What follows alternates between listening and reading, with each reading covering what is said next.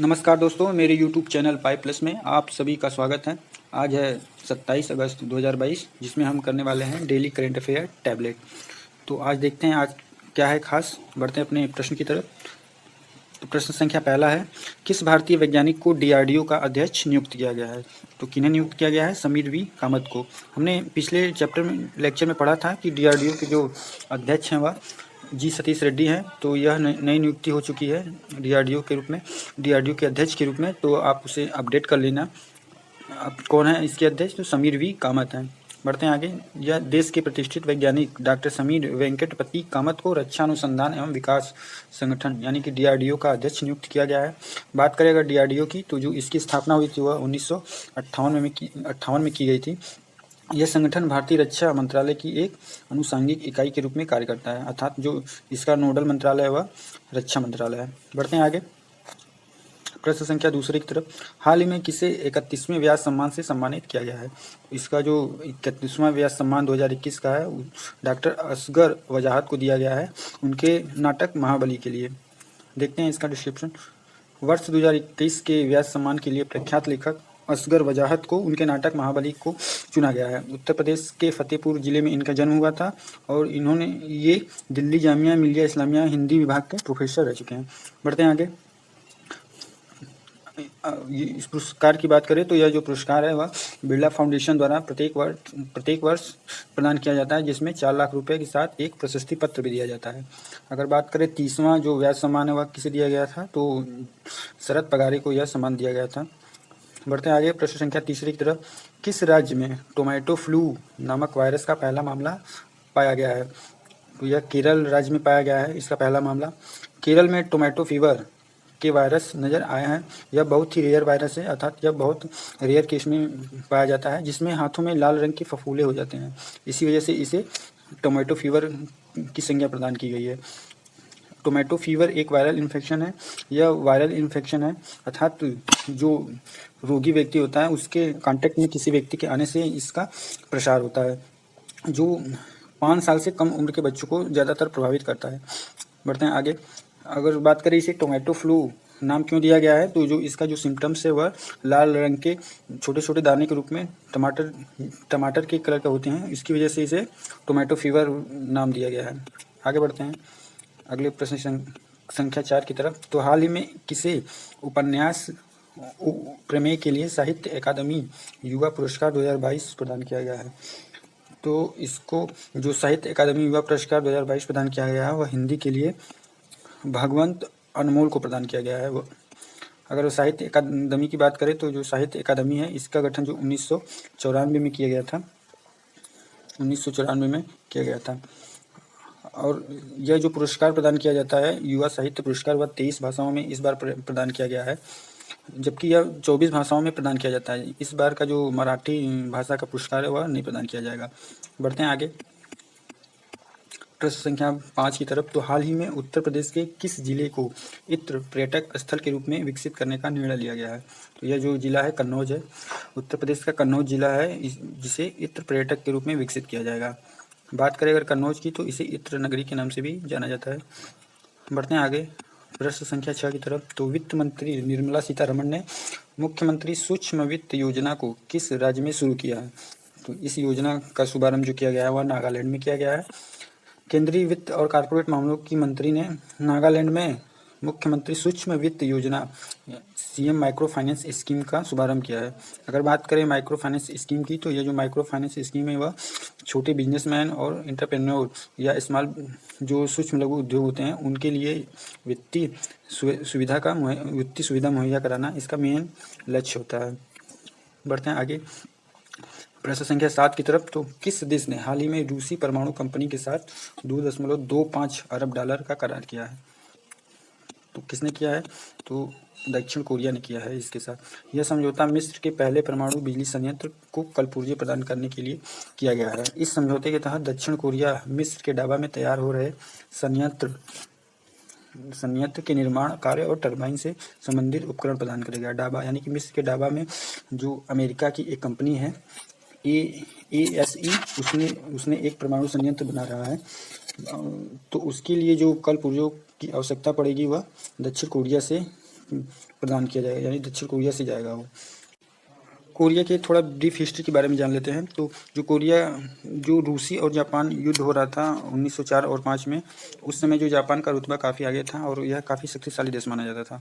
तो उस समय कोरिया को यह संदेह हो रहा था कि कहीं इस युद्ध की चपेट में हम ना आ जाएं, तो इसलिए इसने जापान से संरक्षण मांगी थी, जापान से संरक्षण मांगी।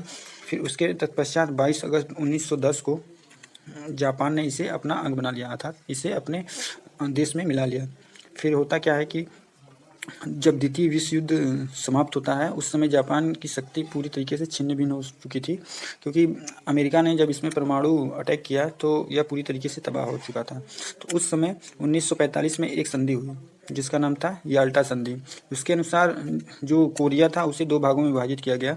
जो 38 डिग्री उत्तरी अक्षांश रेखा है के ऊपर जो पार्ट बना हुआ उत्तरी कोरिया बना, जबकि उसके नीचे वाला जो पार्ट बना हुआ दक्षिण कोरिया बना। फिर होता क्या है कि जो ऊपर वाला जो पार्ट था उसे रसिया को प्रदान किया गया। जो ऊपर वाला पार्ट बन गया उसे रसिया को दे दिया गया, जबकि नीचे वाला पार्ट यानी दक्षिण कोरिया को अमेरिका को दे दिया गया। फिर अगस्त 1948 में दक्षिण भाग में कोरिया गणतंत्र का तथा सितंबर 1948 में उत्तरी कोरिया भाग का निर्माण हुआ। यानी जो पार्ट अमेरिका और रसिया ने विभाजित किया था, फिर उसे प्रोटेस्ट के द्वारा अलग स्वतंत्र कर दिया गया और दक्षिण कोरिया और उत्तरी कोरिया का निर्माण किया गया। जो दक्षिण कोरिया की राजधानी बनाई गई वह सियोल बनाई गई, जबकि उत्तरी कोरिया की राजधानी प्योंगयांग बनाई गई। फिर सन 1956 ईस्वी में एक पारस्परिक संधि के अनुसार 38 डिग्री उत्तरी अक्षांश को विभाजन रेखा मान लिया गया और इन्हें अब उत्तरी तथा दक्षिण कोरिया कहा जाने लगा। जो ऊपर का भाग है उत्तर कोरिया, जबकि नीचे वाला भाग जो है वो दक्षिण कोरिया कहा जाने लगा। बढ़ते हैं अपने अगले प्रश्न की तरफ। तो प्रश्न संख्या 8 है, हाल ही में हाइड्रोजन से चलने वाली यात्री ट्रेन की शुरुआत कहाँ हुई है? यात्री ट्रेन की शुरुआत कहाँ हुई है जो हाइड्रोजन से चल रही है? तो इसकी जो शुरुआत हुई है वह जर्मनी में हुई है। हाइड्रोजन से चलने वाली दुनिया की पहली यात्री ट्रेन नेटवर्क जर्मनी राज्य के लोअर सैक्सोनी में लॉन्च कर दिया गया है। 4 साल पहले इसका परीक्षण शुरू हुआ था। बात करें जर्मनी और फ्रांस के बीच में कौन सी विभाजन रेखा है, तो इसका जो उत्तर है आप कमेंट बॉक्स में जरूर बताएं। बढ़ते हैं प्रश्न संख्या 9 की तरफ। तो किसे हाल ही में अमेरिकन एकेडमी ऑफ न्यूरोलॉजी के फेलो के रूप में चुना गया है? अमेरिकन एकेडमी ऑफ न्यूरोलॉजी के रूप में किसे चुना गया है? तो NV सुंदरा को चुना गया है। बढ़ते हैं आगे अगले प्रश्न की तरफ। तो प्रश्न संख्या 10 है, ओणम किस राज्य का प्रसिद्ध त्यौहार है? ओणम किस राज्य का प्रसिद्ध त्यौहार है? तो यह केरल राज्य का एक प्रसिद्ध फसल कटाई का त्यौहार है, जो प्रत्येक वर्ष सितंबर माह में मनाया जाता है और यह त्यौहार लगभग 10 दिन चलता है। इसकी जो शुरुआत इस वर्ष हुई है वह 30 अगस्त से 8 सितंबर के बीच में चलेगा और ओणम का जो उत्सव है वह अक्सर सितंबर माह में ही मनाया जाता है। इसमें जो वहाँ के प्रसिद्ध राजा थे महाबली, उनके उपलक्ष्य में उनके स्वागत के तौर पे इसे मनाया जाता है। महाबली जो राजा थे वह किसके पौत्र थे? तो यह जो राजा थे वह प्रहलाद के पौत्र थे। प्रहलाद के यह पौत्र माने जाते हैं। बढ़ते हैं अगले प्रश्न की तरफ। तो प्रश्न संख्या 11 है, हाल ही में भारत ने किस देश के साथ अंतर्राष्ट्रीय शिक्षा पर एक कार्यकारी समूह की स्थापना की घोषणा की है? तो यह ऑस्ट्रेलिया के साथ एक कार्यकारी समूह की घोषणा की है जो अंतर्राष्ट्रीय शिक्षा पर के लिए बनाई गई है। बात करते हैं अगर ऑस्ट्रेलिया की, तो ऑस्ट्रेलिया जो है एक महाद्वीप के साथ साथ एक देश भी है। ऐसा एक इकलौता देश है जो पूरा महाद्वीप ही है। अगर से क्षेत्रफल की बात करें इस महाद्वीप की, तो जो पूरे 7 महाद्वीप हैं उसमें सबसे छोटा जो क्षेत्रफल है वह ऑस्ट्रेलिया महाद्वीप का है। अगर यहाँ की बात करें, अगर इनकी जो प्रमुख नदियाँ हैं 2, वह मर्रे और डार्लिंग है। इसी 2 नदियों के बीच में जो जनसंख्या घनत्व है सबसे अधिक पाया जाता है ऑस्ट्रेलिया का। और यहाँ की एक प्रमुख रेंज है, पर्वत रेंज, जिसके नाम दिया गया ग्रेट डिवाइडिंग रेंज। आप इसे याद रखें, अक्सर ये पूछा जाने वाला प्रश्न है। बढ़ते हैं अपने अगले प्रश्न की तरफ। तो प्रश्न संख्या 12 है, हाल ही में एशिया कप 2022 के लिए अंतरिम मुख्य कोच कौन बने हैं? तो जो इसके मुख्य कोच बने हैं एशिया कप के लिए वह VVS लक्ष्मण का चुनाव किया गया है। बढ़ते हैं अगले प्रश्न की तरफ और ये इस सेशन का अंतिम प्रश्न है, प्रश्न संख्या 13। हाल ही में भारत बांग्लादेश संयुक्त नदी आयोग की बैठक कहाँ आयोजित की गई है? तो भारत और बांग्लादेश की संयुक्त नदी आयोग की जो बैठक है वह नई दिल्ली में आयोजित की गई है। यह 38वीं बैठक थी। देखते हैं आगे। तो इस बैठक में दोनों देशों ने कुशियारा नदी, वहाँ इसकी जो फेमस नदी है कुशियारा नदी, उस भारत और बांग्लादेश के बीच में के बीच इसे शेयर किया जाता है। तो इसी के साझा करने के लिए समझौते ज्ञापन के मसौदे को अंतिम रूप प्रदान किया गया है। यह बैठक जो है 12 साल के लंबे अंतराल के बाद आयोजित किया गया है। मतलब कुशियारा नदी से जो डिस्प्यूट जुड़ा है उसको लेकर यह 12 साल बाद इसे फिर से चालू किया गया है इस बैठक को। अब बात करें संयुक्त नदी आयोग की, तो जो इसका गठन किया गया था वह भारत और बांग्लादेश के बीच में 1972 में सांदी संधि के तहत इसे बनाया गया था। शांति संधि के तहत इसे गठन किया गया था, जिसके अंतर्गत मध्यम सीमा एवं सीमावर्ती नदियों, जिसमें लगभग 54 नदियां शामिल हैं, उनके आपसी हितों के मुद्दों का समाधान करने के लिए इसका निर्माण किया गया था।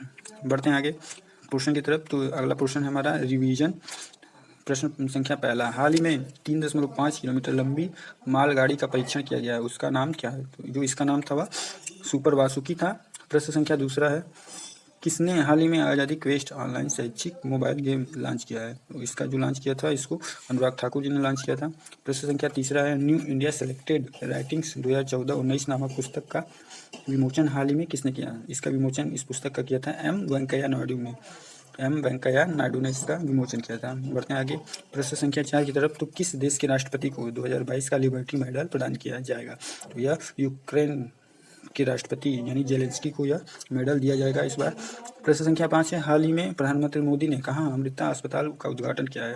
तो इसका जो उद्घाटन किया है प्रधानमंत्री मोदी ने वह फरीदाबाद में किया है। प्रश्न संख्या 6 है, हाल ही में अंडर 20 जूनियर विश्व कुश्ती चैंपियनशिप 2022 में कौन शीर्ष पर रहा? इसमें जो शीर्ष स्थान पर रहा वह जापान था, जबकि भारत का स्थान देखा जाए तो इसमें दूसरा था। इंडिया जो था वह दूसरे स्थान पे था, जिसमें उसने पूरे 16 मेडल एकत्रित किए थे। और एक जो गोल्ड मेडल हासिल किया है वह किसने किया है? आप इसे कमेंट बॉक्स में जरूर बताएं इस प्रश्न का आंसर। बढ़ते हैं आगे प्रश्न संख्या 7 की तरफ। तो डीआरडीओ और भारतीय नौसेना ने हाल ही में vertical launch surface to air missile system का सफल परीक्षण कहाँ किया है? तो इसका जो सफल परीक्षण किया गया है वह उड़ीसा के चांदीपुर प्रक्षेपण रेंज से किया गया है। बढ़ते हैं आगे प्रश्न संख्या 8 की तरफ। विक्रम दोराईस्वामी को हाल ही में किस देश में भारत के उच्चायुक्त के रूप में नियुक्त किया है? तो यह यूके यानी कि यूनाइटेड किंगडम के उच्चायुक्त बनाए गए हैं, जो इस समय बांग्लादेश में उच्चायुक्त के पद पर थे। बढ़ते हैं आगे प्रश्न संख्या 9 की तरफ। तो किस राज्य ने हाल ही में अवैध शराब नशीली दवाओं के व्यापार के लिए एंटी नारकोटिक्स फोर्स का गठन किया है? तो किसने किया है? उत्तर प्रदेश सरकार ने किया है। और इसके लिए 2 थानों का निर्माण किया जाएगा, पहला बाराबंकी में किया जाएगा, दूसरा गाजीपुर में किया जाएगा। बढ़ते हैं प्रश्न संख्या 10 की तरफ। हाल ही में किस राज्य की सरकार ने ब्रिटिश उच्चायोग के साथ छात्रवृत्ति समझौता किया है? तो किसने किया है? झारखंड सरकार ने किया है। बढ़ते हैं आगे। तो कुछ महत्वपूर्ण करंट अफेयर हैं जो रिवीजन के तौर पे लिए गए हैं। प्रश्न संख्या पहला इसमें, हाल ही में इलस्ट्रेट रिपोर्टिंग में 2022 का पुलित्जर पुरस्कार किसे प्रदान किया गया है? तो यह फामिदा अजीम को प्रदान किया गया है। प्रश्न संख्या 2 है, 23वीं केंद्रीय क्षेत्रीय परिषद की बैठक का आयोजन हाल ही में कहाँ हुआ? तो जो इसका आयोजन है वह भोपाल में हुआ है। कितनी केंद्रीय परिषद हैं? तो केंद्रीय क्षेत्रीय परिषदों की संख्या 5 है। बढ़ते हैं आगे प्रश्न संख्या तीसरी की तरफ। तो हाल ही में 65वां राष्ट्रमंडल संसदीय सम्मेलन 2022 का आयोजन किया जाएगा, कहाँ किया गया है? तो यह कनाडा में किया जाएगा। बढ़ते हैं आगे प्रश्न संख्या 4 की तरफ। तो हाल ही में कौन सी राज्य सरकार भारत की पहली शिक्षा टाउनशिप विकसित करेगी? तो यह उत्तर प्रदेश सरकार भारत की पहली शिक्षा टाउनशिप विकसित करेगी, अमेरिका की तर्ज पे। बढ़ते हैं प्रश्न संख्या 5 की तरफ। तो हाल ही में मोक्षधाम योजना किस राज्य में शुरू की गई है? यह मोक्षधाम योजना जो है हिमाचल प्रदेश में शुरू की गई है, जिसके अंतर्गत शमशान घाटों का कायाकल्प किया जाएगा। प्रश्न संख्या 6 है, हाल ही में किस राज्य के मिथिला मखाने को जीआई टैग प्रदान किया गया है? तो यह बिहार राज्य के मिथिला मखाने को जीआई टैग प्रदान किया गया है। बढ़ते हैं प्रश्न संख्या 7 की तरफ। एससीओ संघाई सहयोग संगठन रक्षा मंत्रियों की बैठक हाल ही में कहाँ आयोजित की गई? तो इसका जो आयोजन है ताशकंद उज्बेकिस्तान में किया गया है, जिसमें भारत के रक्षा मंत्री राजनाथ सिंह ने भाग लिया था। बढ़ते हैं अगले प्रश्न की तरफ। तो प्रश्न संख्या 8 है, हाल ही में भारत के किस नृत्य को यूनेस्को की सूची में शामिल करने के लिए नामित किया गया है? तो किसे नामित किया गया है? वह गरबा है। गरबा कहाँ के नृत्य है? तो गरबा जो है गुजरात का नृत्य है। बढ़ते हैं अगले पोर्शन की तरफ। तो अगला पार्ट है हमारा डेली माइंड बूस्टर में राष्ट्रपति तो इसका जो पहला प्रश्न है वह प्रश्न संख्या पहला, दिल्ली और पूर्व विधानसभाओं के निर्वाचित सदस्यों को राष्ट्रपति के निर्वाचन मंडल में शामिल किया गया था। दिल्ली और पांडुचेरी, यहाँ पे पुडुचेरी हो गया है, उसको आप लोग थोड़ा करेक्शन कर लीजिएगा, यहाँ पुडुचेरी होगा, पुडुचेरी। तो पुडुचेरी और दिल्ली के विधानसभाओं के निर्वाचन सदस्यों को राष्ट्रपति के निर्वाचन मंडल में कब शामिल किया गया था? तो यह 70वें संविधान संशोधन 1992 द्वारा इसे सम्मिलित किया गया था। प्रश्न संख्या दूसरा है, राष्ट्रपति का पद रिक्त होने की तिथि से कितने दिनों के भीतर उसे भरा जाना आवश्यक है?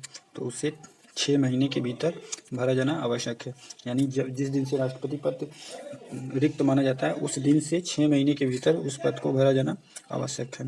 बढ़ते हैं प्रश्न संख्या तीसरे की तरफ। तो राष्ट्रपति की मृत्यु, त्यागपत्र या पद से हटाए जाने के कारण रिक्त पद पर कार्यभार किसे प्रदान किया जाता है? तो रिक्त पद पर कार्यभार जो उपराष्ट्रपति होता है उसे प्रदान किया जाता है, या उसकी उपस्थिति में जो भारत के मुख्य न्यायाधीश थे उनको प्रदान किया जाता है। तो ऐसे कौन से मुख्य न्यायाधीश हैं जिन्होंने यह पदभार संभाला था? आप इसे कमेंट बॉक्स में जरूर बताएं। प्रश्न संख्या 4 है, राष्ट्रपति को कितने प्रकार की वीटो शक्ति प्रदान की गई है?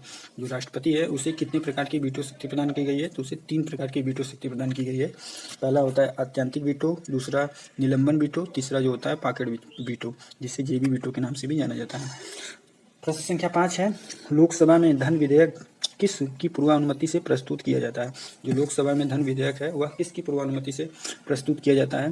अर्थात इसका जो उत्तर है वह राष्ट्रपति के पूर्व अनुमति के बिना कोई भी धन विधेयक किसी भी सदन में यानी कि लोकसभा में पेश नहीं किया जा सकता। प्रश्न संख्या 5 है, राष्ट्रपति को प्रधानमंत्री से सूचना प्राप्त करने का अधिकार संविधान के किस अनुच्छेद द्वारा निर्धारित किया गया है? यह जो अधिकार है वह अनुच्छेद 18 द्वारा प्रदान किया गया है। अनुच्छेद 78 के द्वारा राष्ट्रपति जो है प्रधानमंत्री से किसी भी विषय पर सूचना मांग सकता है। बढ़ते हैं प्रश्न आगे। तो इस प्रश्न का यह आखिरी सवाल था।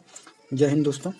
मेरे अगर इस वीडियो अगर आपको पसंद आई हो तो ज़्यादा से ज़्यादा लाइक करें, शेयर करें और मेरे चैनल को सब्सक्राइब करें। धन्यवाद दोस्तों। जय हिंद।